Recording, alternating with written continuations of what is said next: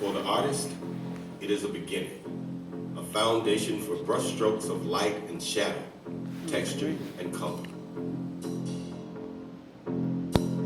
A base for reflections of life and a display of the artist's mastery of his discipline. On a 20-foot by 20-foot canvas enclosed by rope and steel, the world would recognize a different kind of Picasso. Muhammad Ali, he's moving, he's dancing, and the crowd is on the edge of their seat. You're looking at the man many consider the most spectacular athlete of all time, Muhammad Ali. Well, you're just watching artistry, Howard, you can't appreciate it. This explosion of artistic expression became famous on February 25th, 1964. Very young challenger, as making himself the greatest time tonight, he's beginning the program. And was the first of many masterpieces to come. This is well going to be a great evening for boxing fans all over the world. He was a 7-1 underdog. And everyone said this loudmouth kid was going to get beaten. This Sonny Liston was so great. Sonny Liston was indestructible. If that big bad whoops me, I'll kiss his feet in the ring, tell him he is the greatest, and catch the next jet out of the country. Liston had never come across anybody like Clay before. If Liston was afraid of anything, he was afraid of crazy people. Cassius Clay has surprised everyone. When the bell rang to start the fight, Clay, with all skills on display, quickly made the champ look frustrated and slow. Clay is taking control of the fight.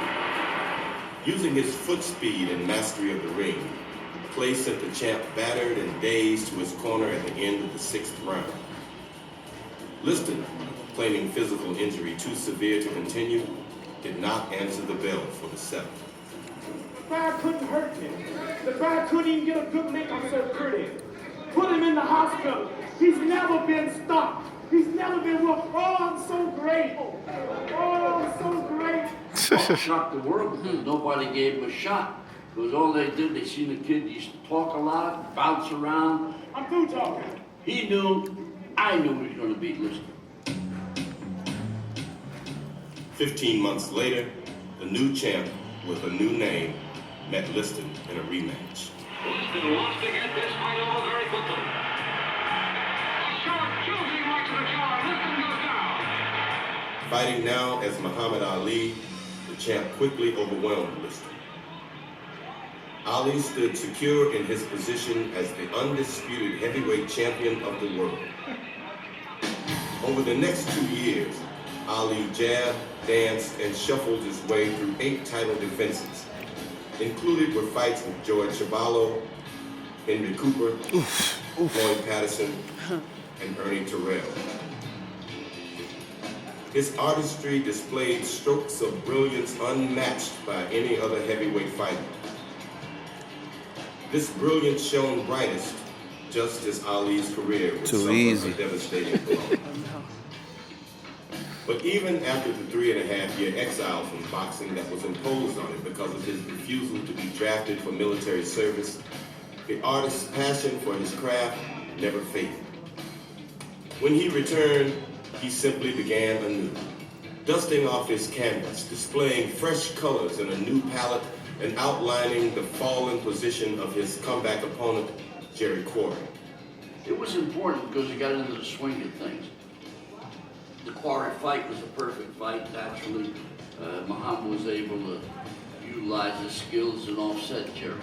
Return of the champion, Muhammad Ali. In less than 2 months, Ali fought again, beating Oscar Bonavita by technical knockout in the 15th round. It was a tough fight, but it placed Ali right where he wanted to be. Again, it's over. Ali is the knockout winner at 2 minutes and 3 seconds. Poised again to sit at the top of the boxing world, ready and eager to regain the title he had not lost in the ring, but was no longer his. The undisputed heavyweight championship rested in the hands of a new champion, Smoking Joe Frazier. He was a Joe beast. comes out smoking, I ain't gonna be joking. I'll be pecking and a poking, pouring water on his smoking. By all accounts, it had become the most anticipated boxing event ever. This might shock and amaze you, but I will retire Joe Frazier. I'm not me, but I'll stop it. He's meeting Muhammad Ali, the original champion. The fight was a build-up just to a publicity campaign. Wait till I get you in the ring. Joe Frazier, the heavyweight champion of the world. He's an ugly, flat-footed Joe Frazier. I'll show you what real champion is.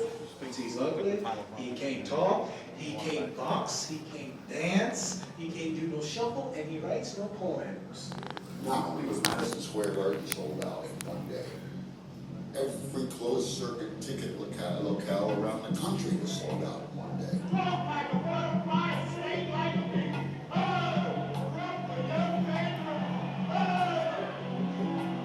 The electricity, the excitement, the country divided, $1 million and the drama, and the end of the exile, and the emotions in that room, and the emotions that you find. Here comes Ali, red, all red, red tassels on his shoes. Now here comes Joe Frazier. Frazier, brocaded green. It just kept building and building. For the first time in heavyweight championship history, we have two undefeated fighters in there. The fight opened with Frazier constantly on the hunt, bobbing, weaving, hooking. Frazier will try to bore in and catch this man. Unexpectedly, Ali stood toe-to-toe with Frazier, jabbing as Frazier attacked. And he's trying it. 15 seconds to go in the round. And then tying him up and shaking his head as if to say, Frazier could not hurt him.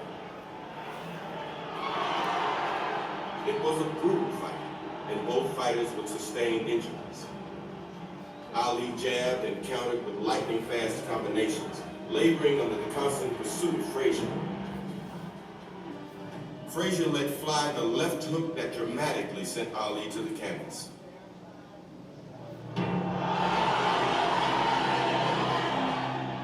Ali got up and continued to battle, but the fight was lost.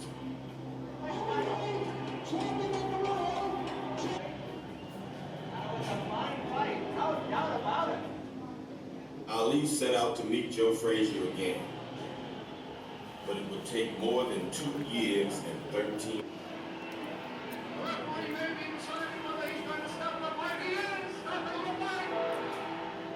He suffered only one setback along the way. In a tough 12-round fight, Ali courageously battling through the pain of a first-round broken jaw, lost by decision to Ken Norton. Muhammad Ali, the loser, on a 12-round decision to unheralded Kenny Norton. 5 months later, he avenged that loss, turning the tables on Norton with his own 12-round decision victory. I think Kenny hurt. Joe Frazier was next. They would meet in Madison Square Garden for the second of what would become a grueling 3-fight saga. This fight found both men standing at the final bell.